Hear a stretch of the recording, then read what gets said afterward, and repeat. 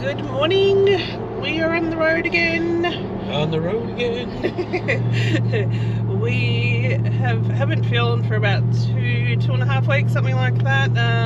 Been in Melbourne, visiting family, catching up with some friends, which was really nice. Getting the caravan service at All About Leisure. Yeah, we've got service, so it's all good. We got a new fan belt for the car, just in case. We've also, Chris has got a mate that his brother is a mechanic, and so we've got the alternator being looked at by him, the one that was taken out of the car, to see if we can have... Going to have the old one rebuilt. Yeah. So for a spare. So they're working on that, and when that's completed, then they'll send us that wherever we are. So yeah, it's been a good couple of weeks just doing odd jobs here and there. So also, just a tip for the Y62 owners, the fan belts is pretty well much this is the only car that uses this particular fan belt, so they're not easy to come by elsewhere. If you're in Melbourne, yes, Patrol Park and all that have them, but you won't get one unless it's a special order through Repco or Super Cheap. So the chances of getting one in the bush, we did get one at Mount Gambier, the Nissan dealership didn't have one. So my advice is make sure you definitely travel with a spare, because if you drop excuse me, we're in traffic. If you drop a fan belt in the bush, the chances are you're going to be sitting there for a while you get a source shipped up to you. Gonna hear all the... Oh, turn it down. Okay, so we have decided that we're doing a good 6 hours today on the road, and we're going to make our way to Eden in New South Wales. So there's a little bit of the coast that we missed. Bottom corner of Victoria. When we first started. Southeastern New South Wales. Yep, and we're going past Lakes Entrance because Chris and I have already been there previously. And experienced that, but we haven't been to Eden before. I've been to Merimbula before, but Chris hasn't, so yeah, that's where we're going, and then yeah, who knows after that. That's as far as we know so far.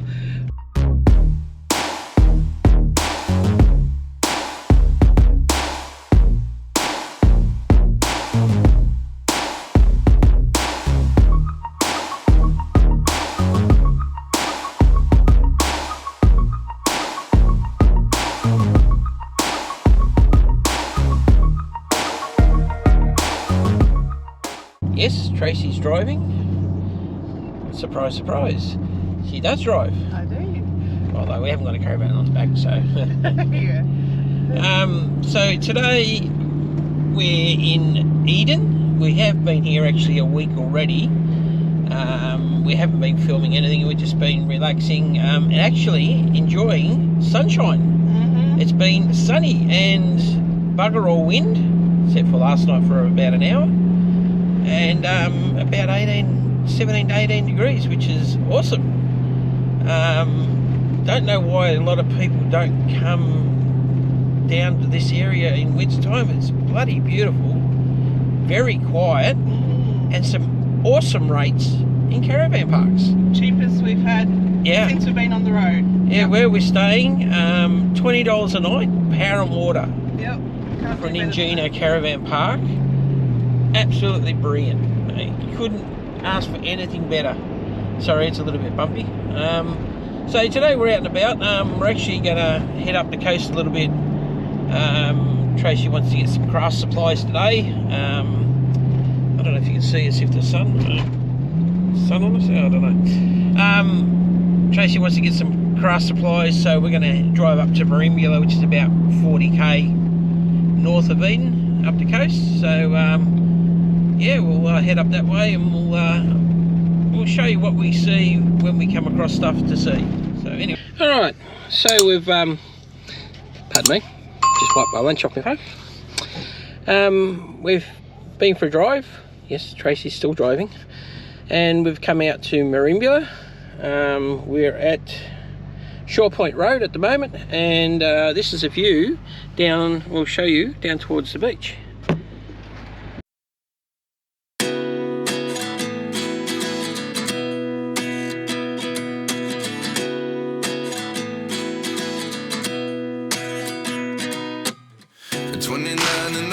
myself wondering what did happen to the last 10. I ran away with my life, fast forward, never turn back again. It's kind of funny that the more we pass time, the more we need to set them rewind. And 19 was the year I had to leave you, but now I'm seeing all the signs. Is this really happening? Okay, we've switched over. It felt weird not driving anymore. I'm used to being the passenger. We are currently, and the sun's in an awful position at the moment. I don't know how well you're going to see this, but we're Merimbula, and this is the entrance out to the ocean. And then coming in, and there's a heap of oyster racks over there.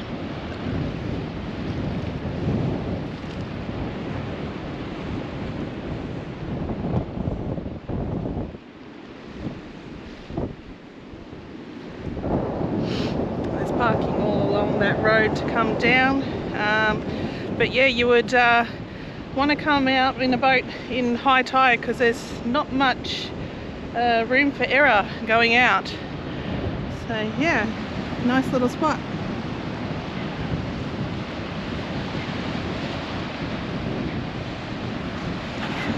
I'm not sure if you're able to hear me or not. It's a bit windy, but we've come just a bit further around the corner and there's an aquarium and wharf restaurant here.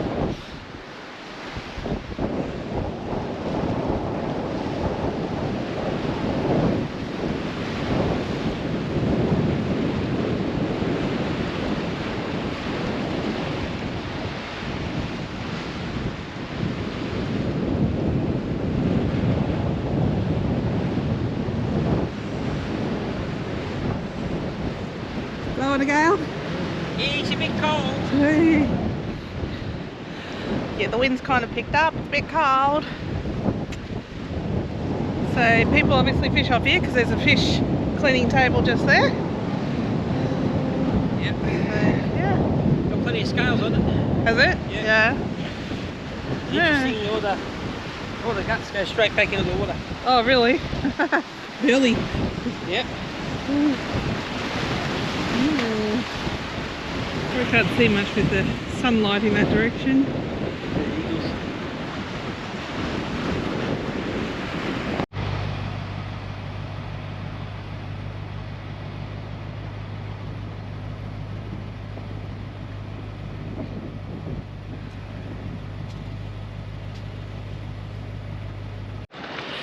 So we've come out today to try fishing.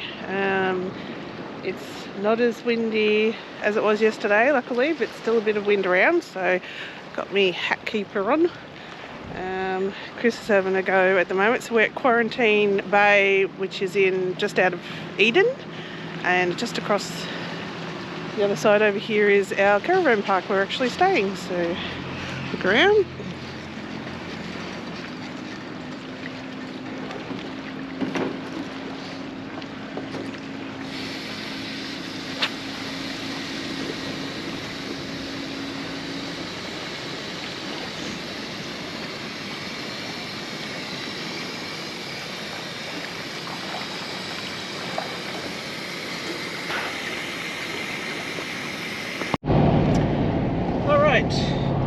No luck fishing in that spot. No change in our luck so far with our entire trip. We are now headed to the multi-purpose wharf? Pier. Which is in Eden, but you actually have to go like on a 27-kilometre loop around to actually get there, even though it's like 1 kilometre across from where we're staying. So it's a multi-purpose pier that's part of the Navy. It's the Navy ammunition supply where they load and offload munitions from the Navy ships. So it's directly across from the port of Eden, but it's called the Eden Multi-Purpose Pier. Sorry about that, it'd be bumpy. Yeah, so we'll try our luck there. We just spoke to a gentleman where we were that, where we were is definitely not getting any fish, so we decided to move on and try our luck somewhere else. Keep you updated. And fishing. Yeah. apologies, I've just realised that that was really zoomed in from something that I was doing yesterday with the GoPro, so apologies if you're looking up our nostrils just then. Whoops. Back shortly. So we've made it out to the pier. This is where the other day we saw a Navy ship just around here. So it goes out a long way.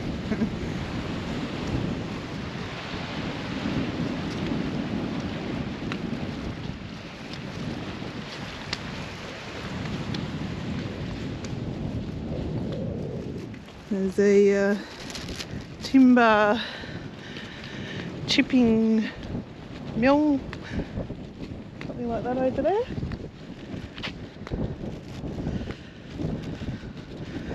So would you say this is the actual official Port of Eden? Yes. Yeah. Alright. See if we can have any luck here. Ooh, bad light. As usual, someone is the first one to catch fish. Got a fish! Ever so humble flathead. Yes. Not quite big enough. Yeah, I don't think so. We'll have to throw him back. We'll have to let him go. Alright, fishy. Back. Let go. There we go. Ouch. Belly flop. Alright, that's a start. Let's see if we can build on it and get bigger. And again, Tracy's on.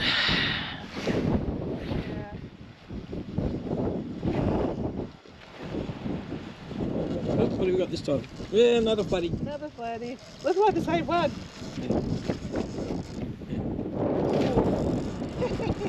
It makes this rod bend. We need to go to the next size up rod. Wind it up. It looks exactly the same.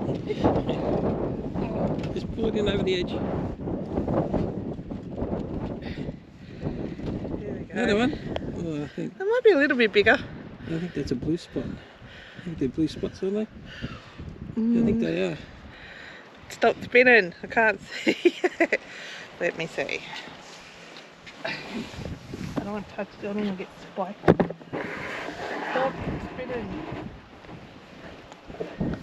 That looks white spot to me. They said something about black on the tail. Yes. There's black on the tail.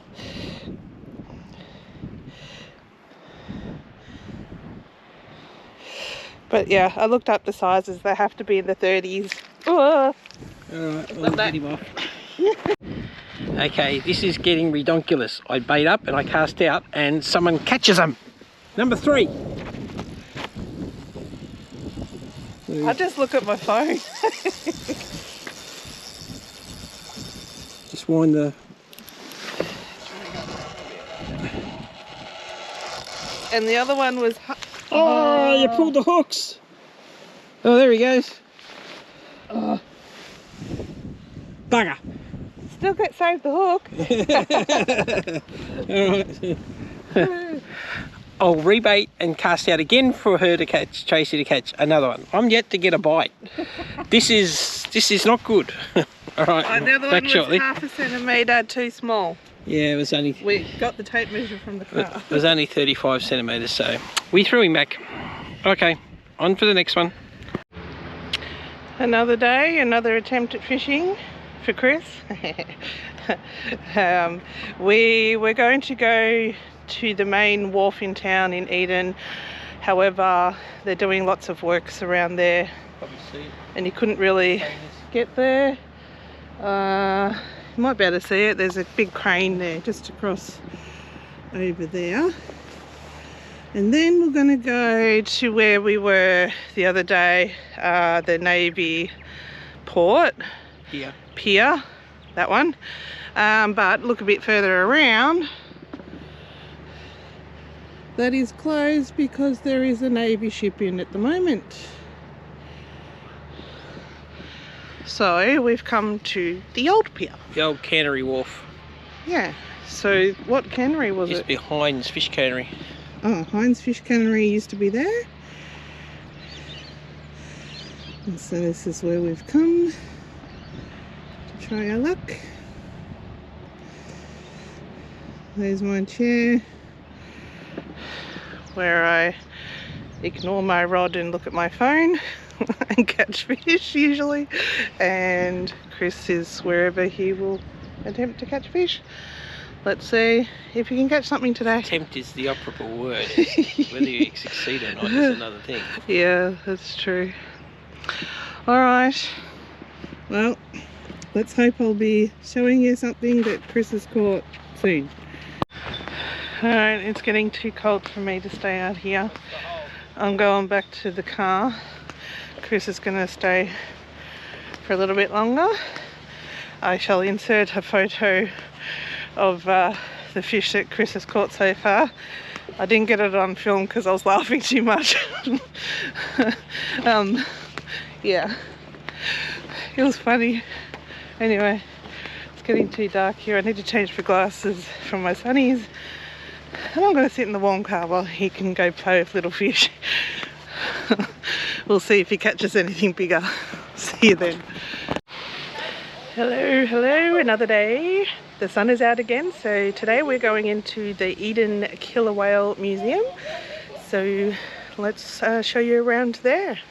And I believe it's $15 an adult to enter. Monday to Saturday, 10:15 to 2:45 p.m. That's the Sunday times.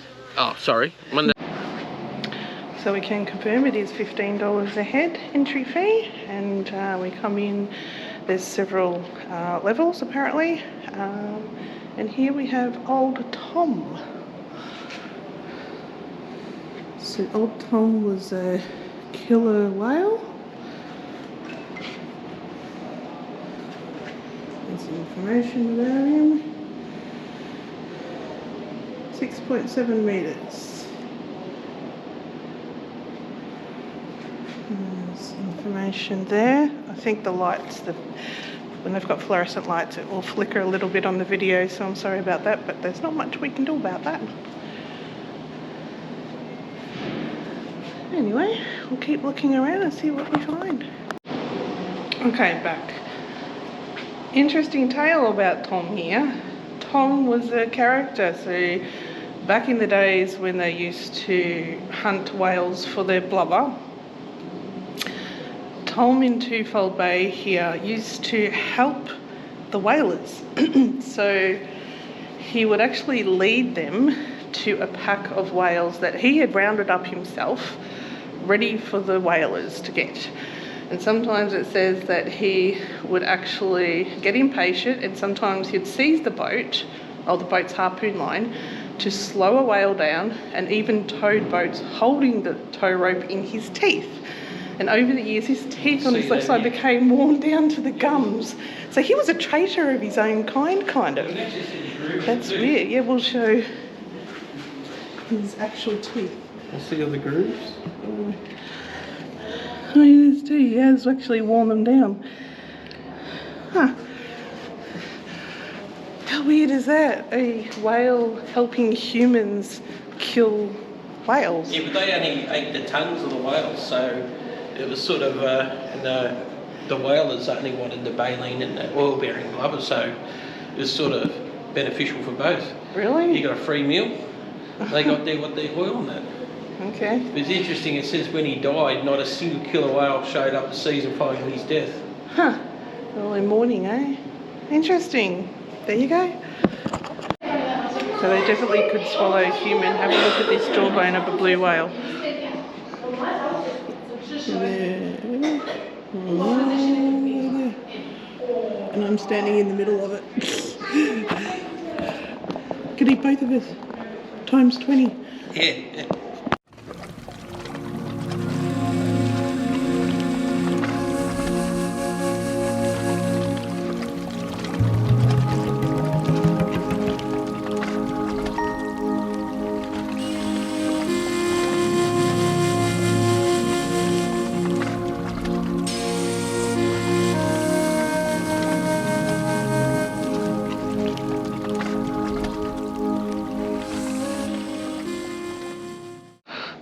So this is an actual replica of one of the whaling boats used in the day. So they're not huge. And the equipment they use to kill them with and do the jobs, the harpoons and things. And it's interesting that they're saying that often, well, not often, but sometimes the whale would land on the boat and destroy the boat, and the men would end up in the water, and 3 of the killer whales would actually stay around the men and look after them, and they worked together for so long they knew who each human was in each boat and who was missing, and they would stay with them until they were rescued. It's very interesting, very intelligent, these orcas or killer whales. So this is a photo of old Tom in 1930 when he died, and they rescued the body and preserved him ever since. And this is the original museum building that was built in 1930. What did they say? It's the only dedicated museum to the orcas or killer whales. So yeah, it's the only complete skeleton of a killer whale in the museum in the southern hemisphere. Yeah. So yeah, it's pretty interesting. We go downstairs. Yeah. Look at the boats. Yeah. So this winch, is that what they call it, a winch? Yeah. Was off the original wharf from 1930, I believe. And they built a replica of a lighthouse here as well at the museum. You can actually go through. The timbers of the decking were off the original wharf as well. Yeah, so they've all preserved that. So they've done a really good job of preserving history here, that's for sure. Oh yeah, here we go. Eden's main wharf, that's what it used to look like. 1912.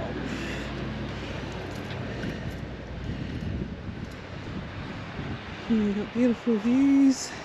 All hand cranked, no mechanical. Yeah. Steam driven or powered. It's all.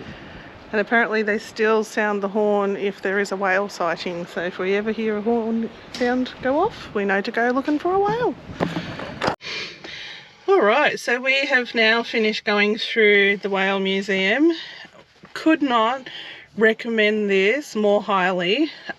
Definitely. Absolutely worth every single dollar of the $15 entry fee. So much so, come here first before you start looking around. Absolutely. Because the video they show on the continual loop gives you an insight to the area and where to go and look. Yeah, it's and really, the history of Eden, and yeah, like goes into detail about the whaling history, but then the fish, the cannery that we were fishing beside the other day, the history of that, the timber industry, just the whole, it was really, really, really well done. And even surprisingly, like you end up going out the gift shop, I looked at the prices of the toys and that, and they were very reasonably priced. I was really, really surprised. And we collect magnets because weight and stuff, so we got another magnet for our fridge. So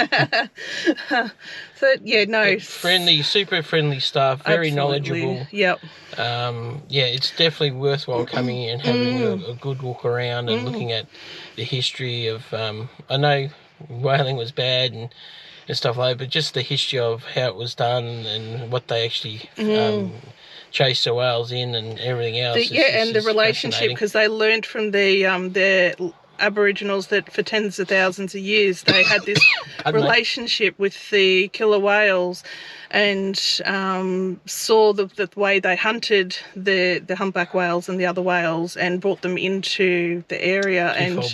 Twofold Bay, and then one of the smart fishermen decided that he wanted to whale, and his children became friends with their local Aboriginals and learnt about their Dreamtime stories, and he learnt how to... Took a leaf out of an Aboriginals book, basically. Well, that's right, and kept that bond with the human and the whales going, and they benefited the orcas because they got a feed from what they liked. If they killed a whale, what they would eat normally anyway, and they were already bringing the whales into the area, so it was just a win-win. And also for the fishermen, when they started using those techniques, they only had one casualty.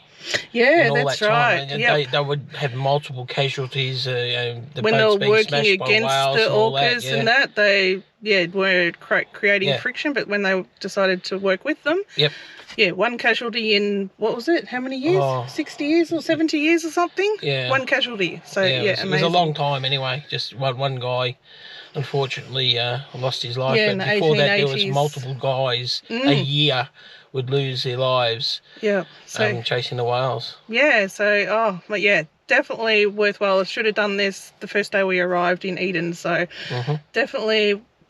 I highly recommend it, and normally, you know us, we don't spend that much on doing things, but for $15 a so head, glad that we did that. Worth the time and to come in. And interesting enough, the lady at the front counter was saying they've just got results back from a shaving they've taken from old Tom, the skeleton of the killer whale. They've had DNA testing done, and there's a big reveal tonight to finally tell them, one, the age, two, whether Tom was a male or a female. Yeah, they believe they were always calling him a male, but they're actually not certain so of they that. don't know yet. But there was the lady who's done the research. Is the only one in Australia who can do this type of work. So she's actually the sample has been to England, Oxford, it's over to Denmark. Yeah, and she travelled with it. Travelled with it, yeah. And they're doing a big reveal here at the Killer Whale Museum. So which you'll miss. We asked you if there was any more tickets available. There wasn't, because they're limited on space. Yeah, it was actually free and people could go to it. So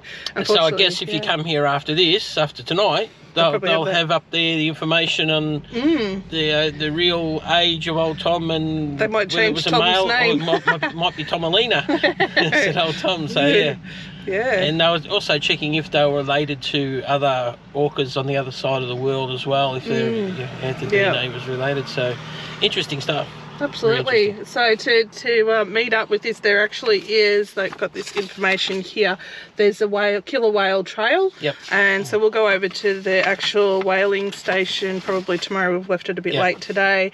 And that will just tie in with this museum. And there's a few other things around that will try and tee it all in. So yeah, very worthwhile. So we'll probably see you at the whaling station tomorrow.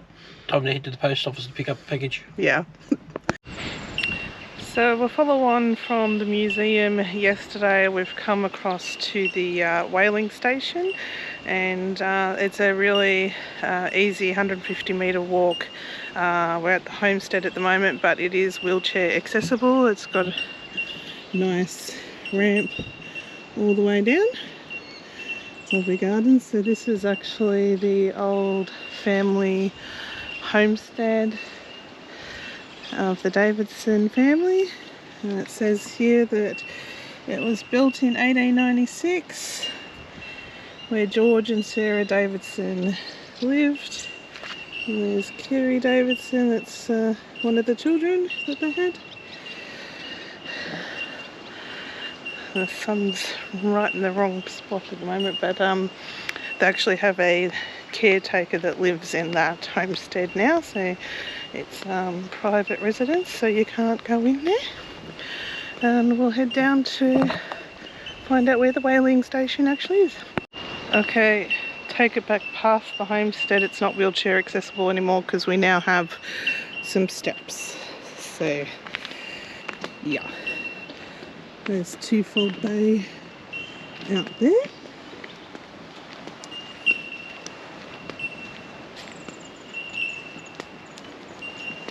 Gardens are very pretty. Daffodils are out. Tell we're not too well. We've still got a month to spring, but daffodils are out already because we've got some lovely weather here. It's 18 today. It's meant to be 20 tomorrow. So, all right.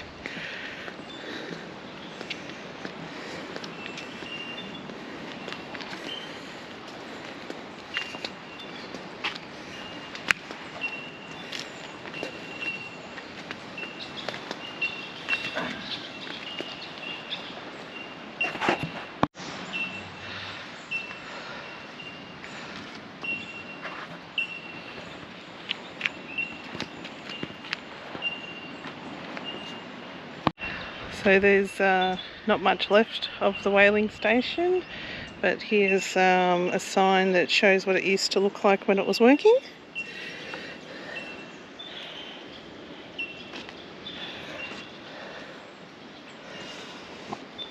And that's all that's left.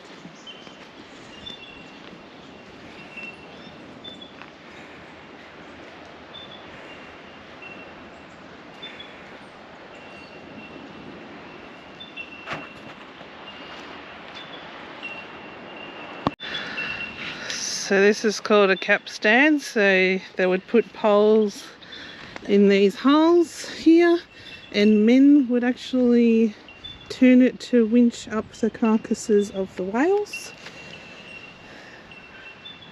So, and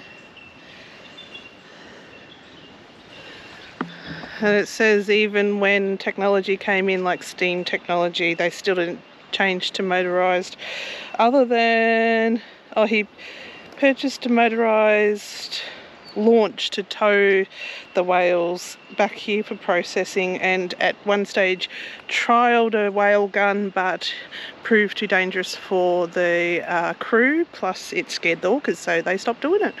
And this lighting is terrible right here. Just going back up the hill from the whaling station, and Chris saw a lyrebird walking along or running along down beside the beach. You can hear them, but I can't spot him again. And it's very rare to spot a lyrebird. I was hoping to see him, but very well camouflaged. So we've just gone for a bit of a drive, and we're heading down a track called City Rock, and yeah, it's interesting. We've got it in, what, 4-wheel drive low? Low range. Low range. Second gear. Just in case, I'll show you It's out very, there. very steep. Out the sunroof. Oh.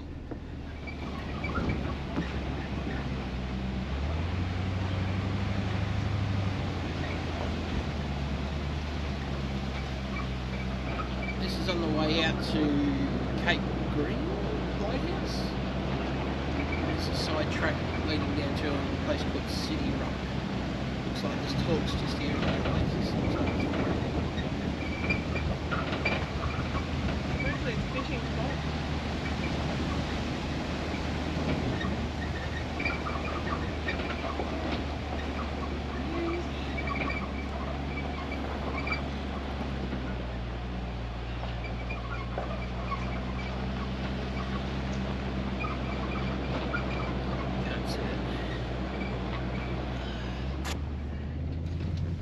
Okay, so it's a walking trail, maybe? Yeah, it's a Okay. hiking trail. Oh, hiking trail, okay. Yeah, City Rock. It's 500, half a kilometre Half a kilometre, okay. hike. Right. Not in the pluggers, not today. Yeah, we're not wearing appropriate footwear, as Oh. usual. Oh well, we'll go to the lighthouse. We'll Oh, give and you a that look. sun's right in the wrong spot. Oh, we'll give them a look at what the scenery's like when we get back up on top of the hill. Yeah, yep, alright. Back in a second.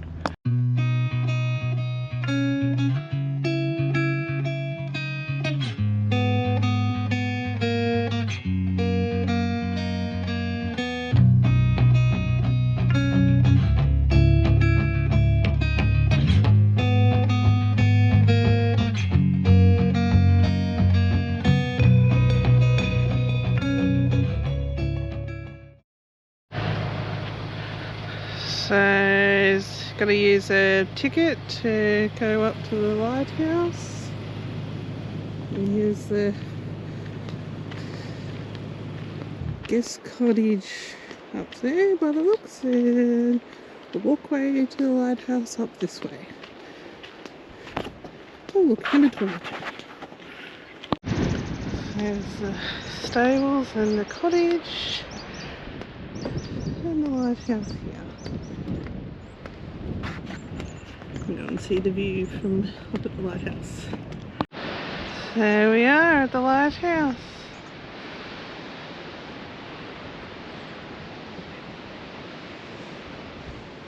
Here it is. So pretty.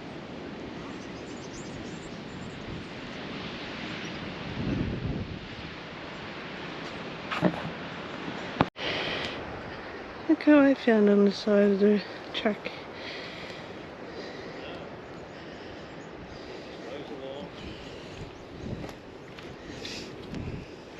Hello.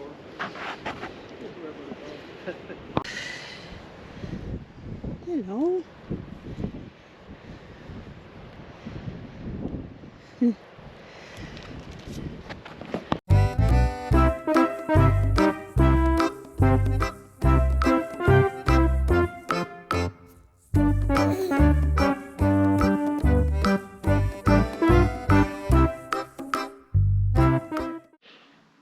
And I'm back.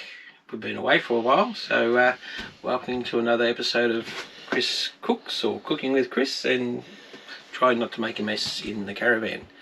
So today we've got two things we're going to do. They're two very quick ones. One, we're going to be doing a lunch, breakfast type, I don't know what you would call it. Sort of like a bruschetta. Yeah, it's like a bruschetta, yeah. Bruschetta, we'll see as we go along. The other one, we're going to show you how we make a damper in the air fryer. A lot of people know how to make dampers. Some do, some don't. A couple little tricks I've learnt. We're going to be doing a damper after we do the bruschetta one that we're going to do now. So for the bruschetta, we need some puff pastry, defrosted, some cherry tomatoes, some cheese, either goat's cheese or feta cheese. We don't particularly like goat's cheese, so that. Some balsamic vinegar. We're going to use the balsamic glaze, and we'll show you how we'll put it together, and we'll get cracking. Okay, so the first things first, we're going to get our cherry tomatoes, and we're just going to chop them in half. And once we'll get that done, we'll come back to you and we'll show you what's next. Okay, so we've finished slicing our cherry tomatoes in half. So what I'm going to do, I'm going to use an aluminium tray in our air fryer. We'll put some baking paper in the bottom of that. And all you have to do now is take your balsamic vinegar,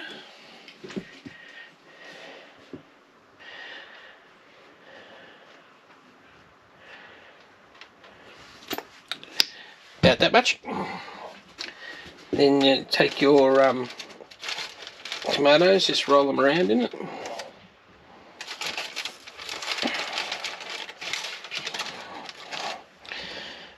And just basically line them up 2 by 2.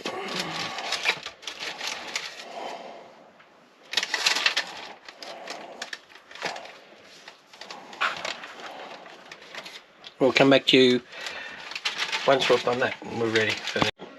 Okay, now, so we've got that all done, ready to go. So all we're going to do now is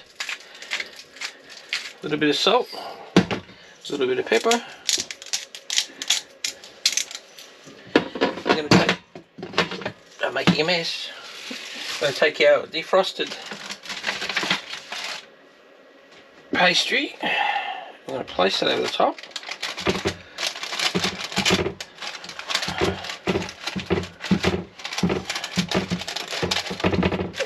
Probably a little bit wide at this stage. Could have gone 3 wide. What we might do, we might trim the sides a bit. Okay, so once we've got it covered, just going to take just poke some holes in the pastry. Like that. Now it's just a simple matter of putting that into your air fryer at 180 for about 12 minutes. Okay, so it's been 12 minutes and we'll take it out. That's what it's looking like. Whew. Burnies. Oh. Now comes the fun part. Flipping it.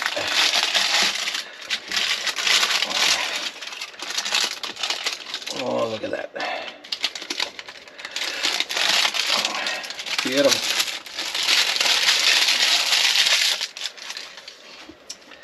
So, what we're going to do, we're going to put some shaved parmesan. I'm going to sprinkle that over the top of it.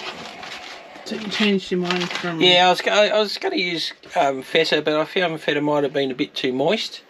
So we'll sprinkle. It goes with the Italian theme.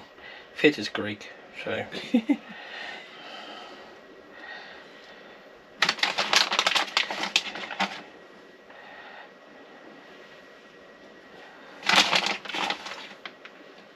Yeah, about that much. And what we're going to do now, because of the size we've got, I'm only going to chop it into 3. So 1, 2, 3. The taste test time. So there you have a nice, easy 3-ingredient breakfast brunch snack. Bruschetta, if you wanted to, a different version of bruschetta. So we'll get that on a plate. We'll get Tracy to have a bit of a taste. You can see in the background I've already set up ready to move on to our damper. We'll get some eating done first, and we'll get back to making the damper. See you then. Alright, now for the all important taste test. Tracy is going to do it today. Wow, this looks nice.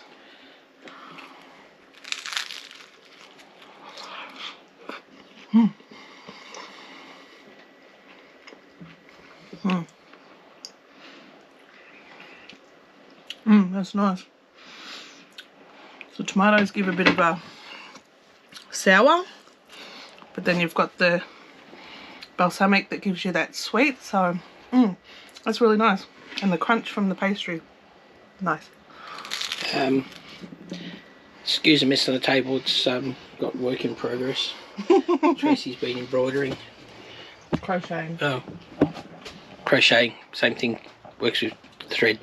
Anyway, we're getting ready to move on to the damper after we finish eating. We'll clean up a bit and we'll move on to the damper, so hang on and we'll be back shortly. Okay, we've eaten, very nice.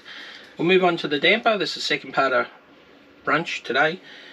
It's very easy. It's something the kids can do, adults as well, obviously. So basically we're going to have 3 cups of self-raising flour, about 1 1/4, 1½ teaspoons of icing sugar, not white sugar, not powder, what else you call it? Caster sugar. Caster sugar. Icing sugar, if you go the others it'll make it too sweet. 1/2 tablespoon, teaspoon of salt and water. So the water is going to, you'll see as we go along, it's really hard to tell you exactly how much water because it depends on how your mixture comes together. So first of all we're going to measure out 3 cups of self-raising flour. Yeah, there's 1, 2, oh, yeah, that'll be 3. There's 3. So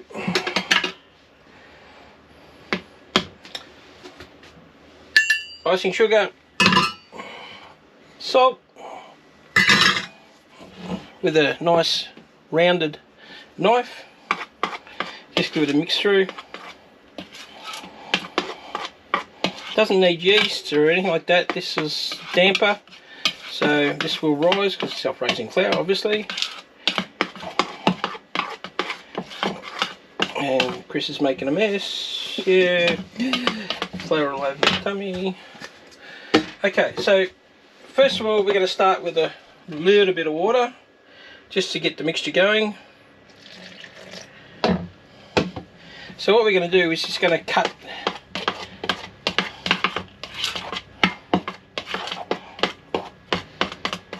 the mixture in, water into it. So you're using a knife for a reason? Yeah, the rice helps keep air into the mixture. Just add a bit more. Basically what we're looking for as you mix it and cut it through, you'll start to see the crumbs start to come, the South Australian flour turn into a crumb. It's still not there yet because it's still a bit dry. So a bit more.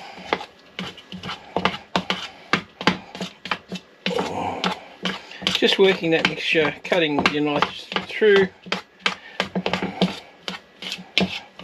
You want to make sure you get all the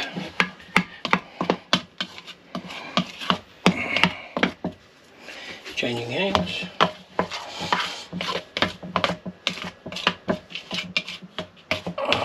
Okay, it's starting to get the crumbles going there, so we'll add a bit more water.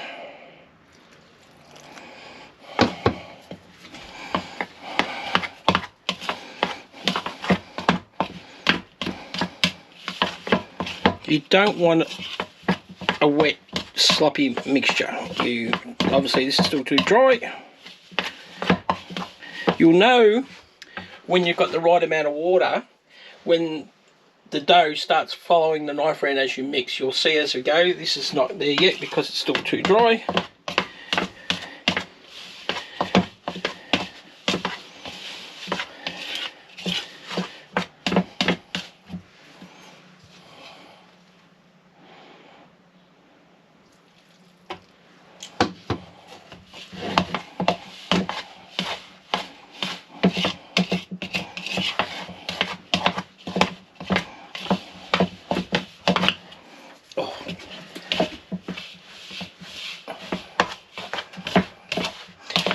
With the water, this method, it doesn't matter whether you're using 2 cup, 3 cup, 4 cups of flour, this will always give you the correct amount of water. So once you start seeing it all come together and it'll start falling off, you see we're up to the stage now it's basically picked up most, or if not all, of the loose powder. It's still dry, so now we're just going to slowly start adding little bits of water. Still working the knife through.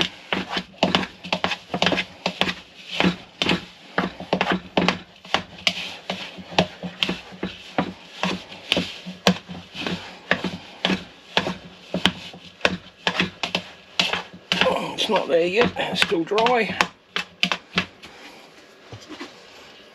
It's not that far away.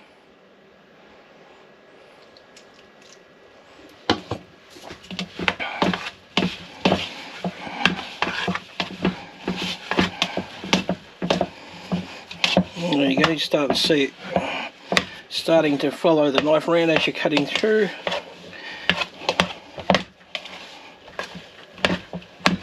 You see what I mean? It's, as I'm mixing now, it's following the knife. It's just, might be just a fraction more water. Just a tiny little bit here, I think.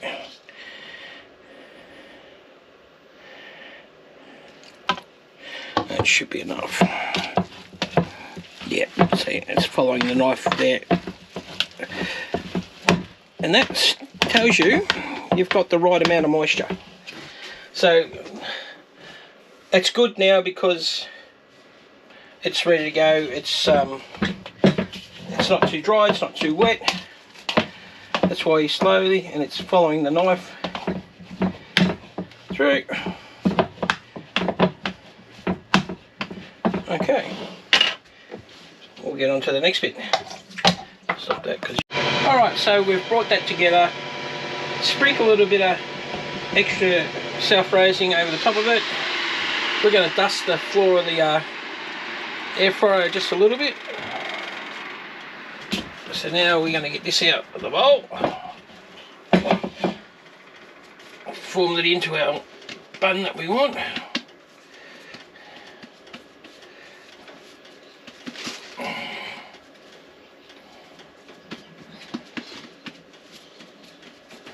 We're going to put that in.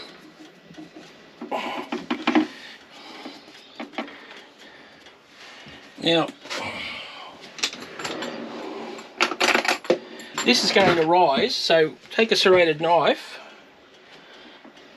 and just mark the top, so that'll tell it where you want it to expand, so it makes it easier when you want to cut those pieces out of the bread or the damper.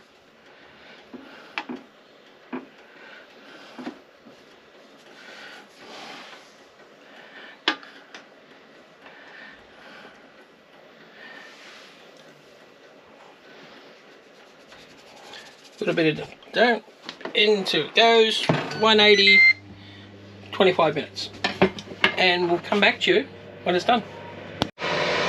Okay, so our damper's been in the air fryer now for 23 minutes, 22 minutes. So what I like to do, only in an air fryer, in the last 2 to 3 minutes, I like to brush the top with a base brush coated in butter.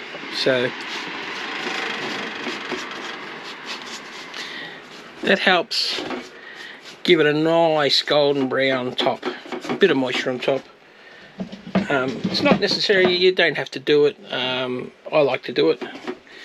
It just, to me, it just gives it a nicer look, bit of flavour, and yeah. So we'll show you when we're all ready to come out. So another 3 to 4 minutes tops, and we'll be ready to take out. Okay, we'll come back to you then.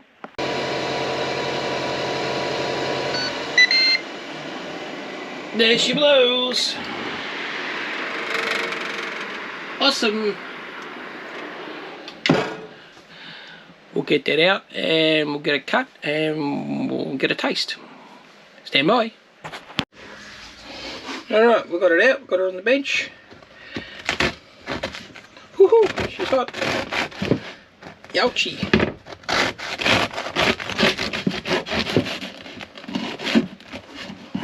Oh, look at that, beautiful.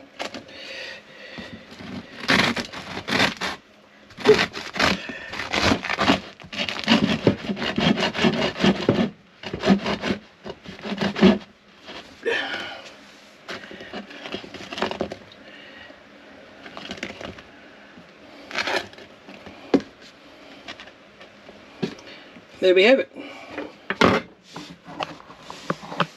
There we have the damper. I'll get a bit of butter on it. If you've never had damper without golden syrup, do yourself a favour, try it with golden syrup. Beautiful. Hang on, we'll get it done. All buttered up. Ready for taste test.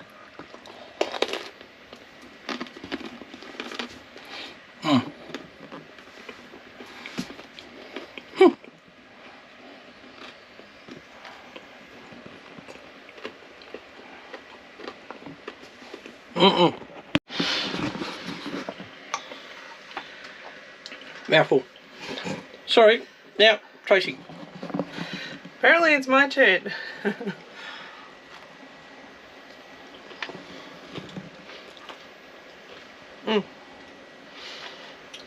Golden syrup, yum. See, told you, if you haven't had it with their golden syrup, you don't know what you're missing. Okay, so there we have it. Just a an easy damper for an air fryer. Very easy to do. Well worth it to do. Awesome for breakfasts. If just cut off a slab, butter it, bit of golden syrup on it. Mickey Mouse. Okay, guys, that's it for Cooking with Chris. Definitely see you on the next one, and see you then. Bye.